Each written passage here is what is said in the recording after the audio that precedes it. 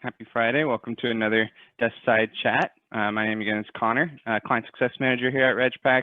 And so today, I do want to still make sure we're spending plenty of time on Q&A to open it up for questions.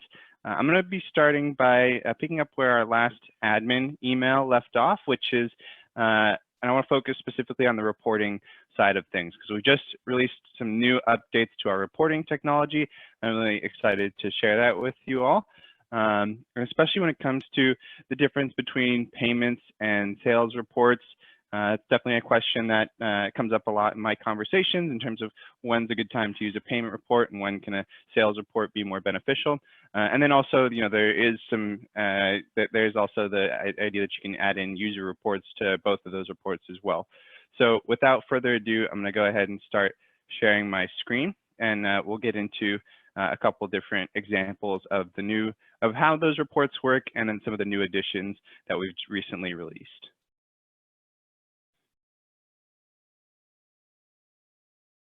Okay, so I'll go just show where we're at. We're in that same project that I've been using for my webinar series. This is the 2020 summer programs, and it's going to be a little bit, short window of data, but I have run some test payments here. We do have some orders, so we'll be able to get some data from these reports. So I'll start with sort of the difference between the different types of reporting. So when it comes to the payment reports, that's going to be, mainly your accounting side of things. You want to take a look at all of the revenue that's come in, the payments that have come in, and then match that with user information, that sort of thing. And with the payment report, we'll start with that one. I'll show you how to download one first of all. When you're in the payments tab, then you just hit the payment report.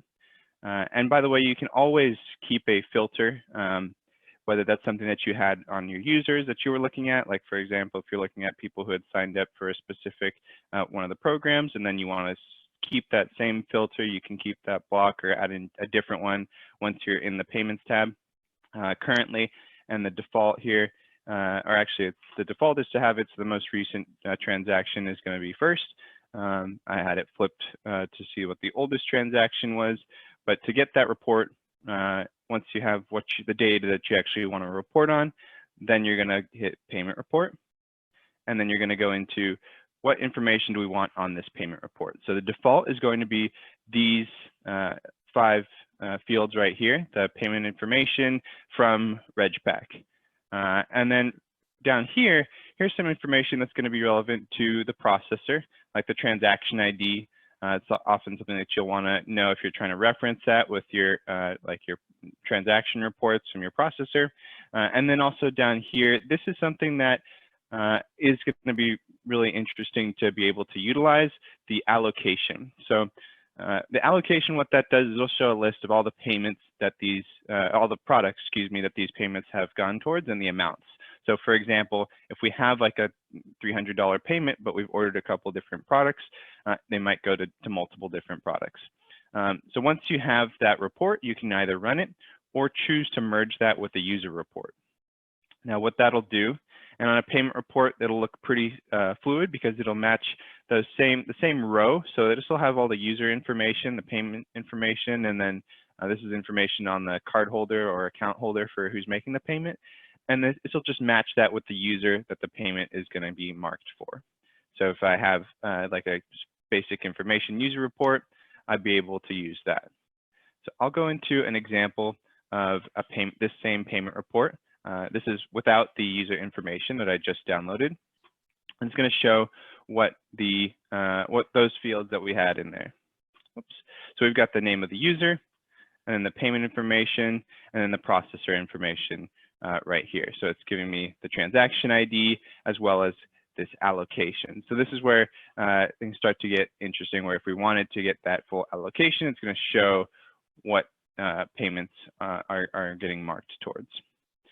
So where a payment report can be useful, again, is where you're looking at the, I guess I'm told that it's not showing the Excel sheet. So let me go ahead and share that. I just have to toggle, even though I'm on the same screen, toggle that window. So now you should be on, let's see if I can take a look at what you guys see. Now you should be on the Excel sheet. So this is the example that I was describing. So we have these columns in the order that we had left them. So this is the allocation side, which is what I was referring to, what the items were applied to. It shows the amounts that went towards those different products. And then you'll be able to see that full amount listed there. So if you wanted to get a full report, we can drag this out a little bit. And then you've got your allocations. Whoops. There we go. So the payment ID versus the transaction ID, this is the column that's going to be a little bit more relevant. The transaction ID, I got to fix that row. I'll do that later. But the transaction ID is the one that's going to be a little bit more important because that's going to be what you're matching with your processor. So that's that column right there. And if I go to RegPack now, where you get that field is going to be right here, the processor transaction ID. So we're back in RegPack. That's how you pull the payment report. Once you've got that pulled, obviously there's some formatting to do. Once if you have things where you want to be looking at some specific data, and that's how a payment report works. And again, if you are merging with the user report on a payment report, it's very intuitive, it's very fluid because it just uses that same row with that user information and then adds those columns for the fields that you might have in a user report. Like for example, I have basic information and then a new report that I had created on a previous one of our webinars here. So now when it comes to your product sales report, so this is also something that, you know, an accounts receivables a person or accountant might be wanting to look at, but it also has sort of a multi-purpose benefit in terms of if you're looking at the total number of orders or applicants for a specific program. So that might also just be yourself, an admin on that. So if I'm going into a user report and I want to say, for example, who signed up for the SAT Prep Summer 1, it'll show me those users. And if I want to run a user report, like for example, like a basic information or like a report for meeting just has their name and email, not even the email. So this is just an example of like a very quick report for people who have ordered that specific class. But now if I want to get more information on the class orders itself, so if we go to SAT Prep Summer 1 and run a sales report, it would show information like the actual about the product, the price, and then the orders themselves, and then how many of those orders are paid. So if you're tracking people who are paying over time or people who haven't closed their balance yet, or you want to take a look at the amount of revenue that's come from a specific product, this is where a product sales report is going to be beneficial. Now, this is something that has been in RegPack for a long time, but some additions that we've recently released. Right here at the top, you'll see the option to put a time frame. So this is definitely really beneficial if you have programs where people would be signing up over time, or for example, if there's a rolling application or registration, so there might be waves or promotions that you're using and you want to take a look at a specific range. So for example, there's an early bird discount. Let's see how many people made that order during that time frame. And so in order to do that, you basically would just be using, you pick your time frame, so whether that's a full month or a specific week or something like that, or if you have like an early bird that's a couple of months, you could use that too. And then you're adding in, again, those fields that you want in your sales report. So all of the basic information that you're seeing here, just to clarify, that's going to be information about the product itself. If you just pull that information, you're going to get one row with all of these columns. Now, if you are going to add in user information fields, as it says here, it'll give you a little heads up. But what happens there is you'll have that you'll have a row for each user who's made orders. So you'll have those fields. It'll show in an order where it's got the actual product information, as well as it'll show that user information here that you're adding in. So if you want to look at, for example, how many units, if, for example, if you have like a merchandise product or anything that can be ordered more than once, like if you have different donation options, and you can show that they've ordered this more than once, and then you can show if there's like a total price if they've made more than one orders. And then also down here, something that is also new into RegPack Flow recently released is the payment transaction information. So being able to have some of those more payment-oriented details on the sales report is definitely very beneficial and something that we've been excited to be able to release. Once you have, for example, these 3 fields, I did have an example of once I ran that report and downloaded that file. This file right here is what that would go ahead and look like. So if I go ahead and pull that report, now you'll see it's got a lot of orders. What I did is I did a category, actually, I have to share my screen again. But what I do want to show what I actually had pulled before I show it to you. I did a full category sales report. All I had to do to get everything in the category was click on that top Summer Sessions 2020. We got all of those different products in there, and I ran a report. And I also included those user fields because I wanted to see, whoops, up here. I wanted to see what information, the transaction information, and those people who had made orders for those products. So now I'll go ahead and share that report. So this is what that looks like for across all products in the category Summer Sessions 2020. So you'll see once I have the product name, now you'll see, okay, so for all the SAT Prep Summer 1, these are the 3 people who've ordered. For SAT Prep Summer 2, so this is across all categories and including user information. So this is about as full-fledged a report for a category as you can get in terms of the type of information you're getting. I did leave out a few columns, of course, but I did want to show sort of what that looks like if you're doing a category report with the user information. Something that isn't part of RegPack, but is really beneficial to know once you have pulled this information is the ability to run a filter or filter by those columns. So the sort and filter is something that now that you have that information that you're pulling, we can now take a look at, let's say we have this full category, but let's just look at those SAT Prep Summer 1s. So if you've got that full category report, you don't want to have too many different orders, then you're going to look at, you can still filter, you can just pull the report all at once instead of pulling multiple different reports. So just, I'm not necessarily the full Excel instructor, but I did want to let you know that there's some options if this report looks a little bit overwhelming. But once you have those categories, you've got the category, you've got those different products, so it's really easy once you have that data to go ahead and filter, and it's organized through RegPack. So these are the fields that are new in the update. So we've got that transaction information and the allocation information, and that's matched with the actual users and the orders for this class, or for these products, these classes, for this example. So the transaction ID, being able to match that with the product and with the orders is definitely something that's been asked about for us before, so we want to make sure that we're including that, and definitely the ability to match that with your orders in your merchant processor is why that can be beneficial. So just to explain what each of these columns are, I showed how you're adding those in or how you're selecting them or choosing to unselect them if you want. We've got the actual price of SAT Prep Summer 1 is $1,000. The total order value.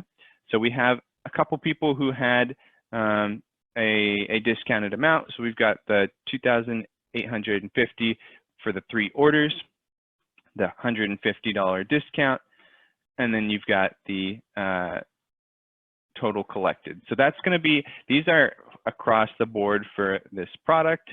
So we've got the 3 orders and the price, and then you've got, this is where the user information really starts. You've got the username here, but just to clarify, this is more of the sales report. We've got the 3 orders. It's it's not matched to this test user has made 3 orders of that one product. We've got 3 orders overall. That's the total value. This is how much we've collected so far. Now here is where you get to the user information. Connor Test has made 1 order. He hasn't made a payment yet, and so there's no payment information. Whereas we've got RegPack student has made an order as well, but also has made a payment, a deposit on a payment plan. That allocation for that transaction shows the remaining balance, and then you've got the total that is left. You've got the full amount of the transaction information there. So those are the 2 different types of payment sales related reports. Let me go ahead and toggle back into RegPack. Just to summarize what I've just gone through before I open it up to questions. Again, if you have questions right now, please go ahead and chat our host, chat questions here. We're fielding questions and I'll be able to address those in just a minute. But just to recap what I've just shown you all. So I've gone into a little bit about user reports before, but with RegPack, you are able to include some order information on a user report when you're formatting your reports here. But for your payment and your order reports, you want to be in products, being able to do a sales report on either all the products in a category or just a specific product itself by selecting that one product. And then for the payment reports, being able to track across the board, or for a specific product or for a specific time frame, the revenue, the total number of transactions, the payments that have come through, as well as the users that those are matched to. So hope that's helpful in terms of being able to get the most out of your reporting. We're continuing to work on our reporting to make sure that there's even more tools, especially when it comes to being able to track your payments, being able to understand what's going on in terms of the orders and things like that. So definitely let me know if you have questions about that, and we'll keep you updated as we go ahead and continue making improvements on that. Okay, so first question. Can you pull multiple categories in one report? Good question. So when it comes to a sales report, yes, you can pull all, if you're selecting all of your products, so across all categories you can do that. You can also go ahead and select a category and then also select another category, or select one product in another category versus one product in that category. So you have all the types of products and categories that you're reporting on, completely up to you. So you do have that capability for sure. So and the control is basically just on when you click on a category, it'll automatically select all of those products, so it'll give you the full category to report on. And if you wanted to select other categories, or if you just want to say all products across all categories, just want a general report of all the sales I've made in this particular project, I just go up to that top checkbox right there, and you'll be able to run that report. And this checkbox, by the way, that is a select all across all modules in RegPack. So if you're in user report, you want to check off everybody who's an active user. You can also choose to include the inactives. And then also on a payment report, if we want to select everybody in here. Something to note about both user and payment reports, by default, it'll select everybody unless you filtered it down. Whereas the product report, you'll have to ask which products you actually want to select. So a little bit of a difference in terms of how you're getting those the different categories or across all products, but that select all is something that you can use across all modules. Okay, so by the way, if this is self-explanatory, then that's great. If you have questions about anything else related to your accounts, keeping track of your orders, or something that's more related to, there are also a couple other items that decided for this week not to go into too much detail on, as we're adding in new functionality to add in how you're displaying products or different selections on your website or on a registration flow. So definitely there's always updates that we're sharing, and we try to make that a weekly thing to make sure that we're sharing best practices and knowledge in our newsletter as well, in our admin update. So if you have questions related to things that I didn't cover, feel free to ask that, or anything else that's related to your project in terms of getting some information or setting something up, feel free to ask.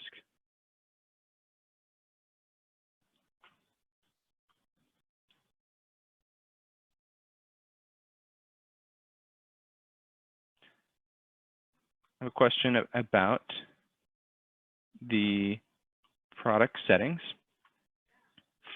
asking to show what type of product settings I have, what the tools are at the top versus the controls that are on the actual products themselves. So the general product tools, there's a couple different options that you'll have here.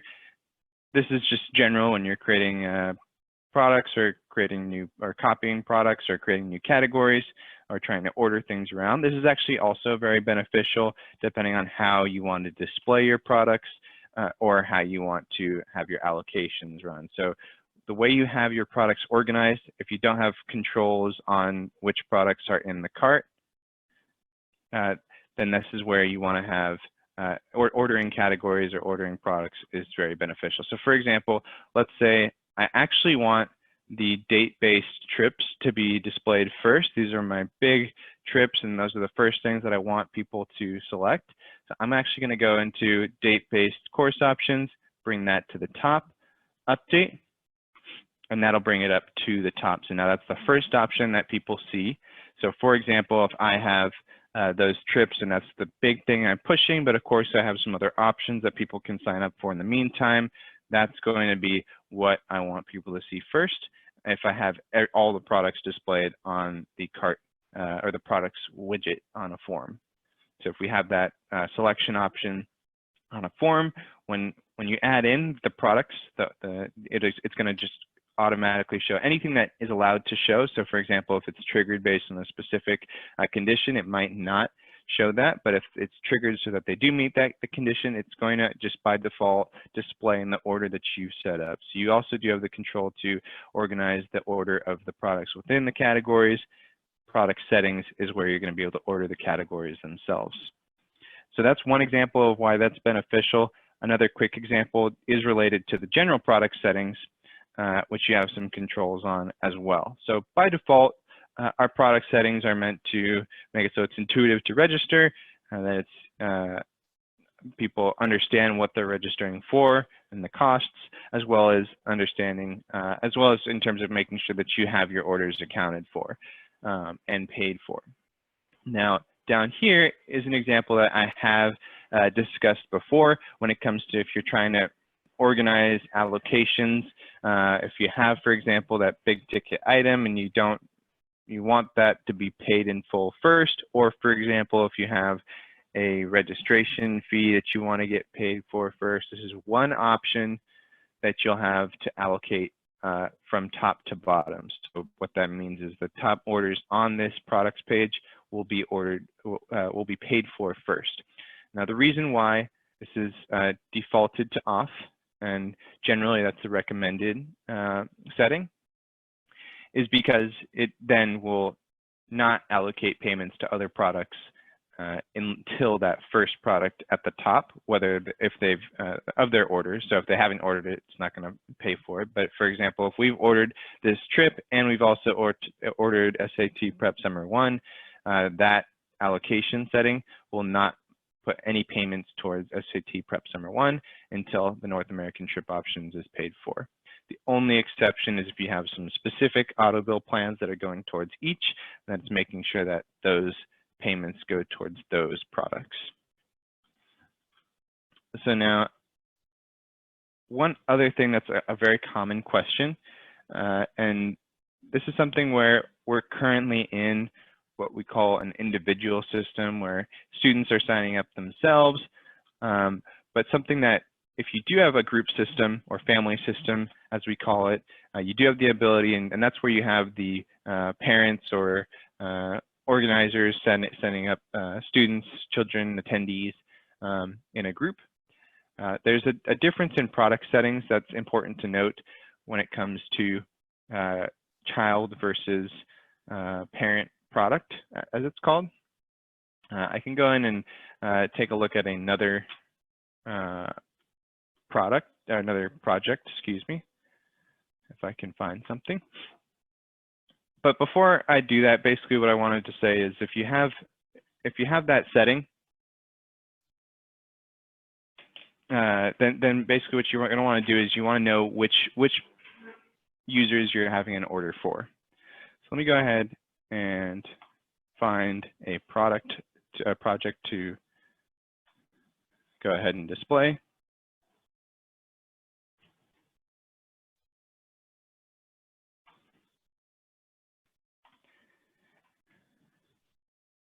And the reason I want to display this is it's really it's easy to not understand. It's one very common thing that project managers and our support team will notice when people are trying to create a group system and build it themselves. Overall, that process is very similar. So it's much of it can be intuitive, but this is the part where not always intuitive for everybody. So I wanted to spend some time finding an example to show what I'm talking about. So in this system, now if I go towards the users, now I can see groups, organizers, attendees.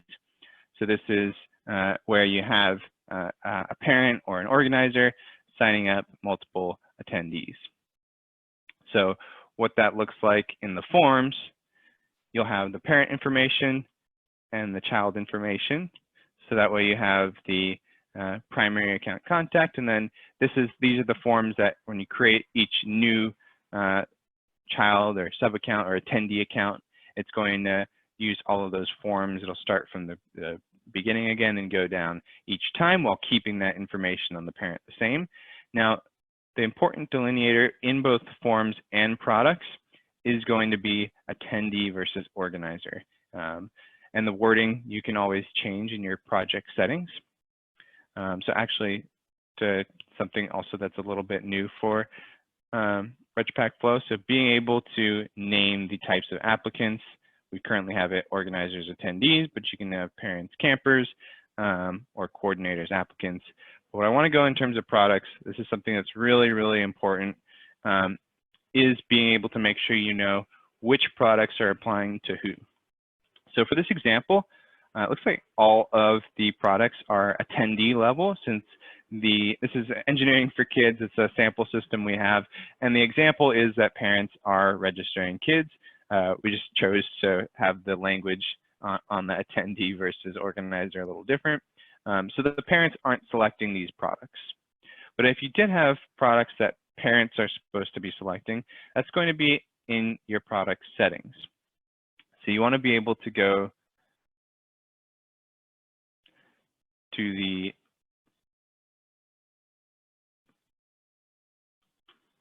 what the heck?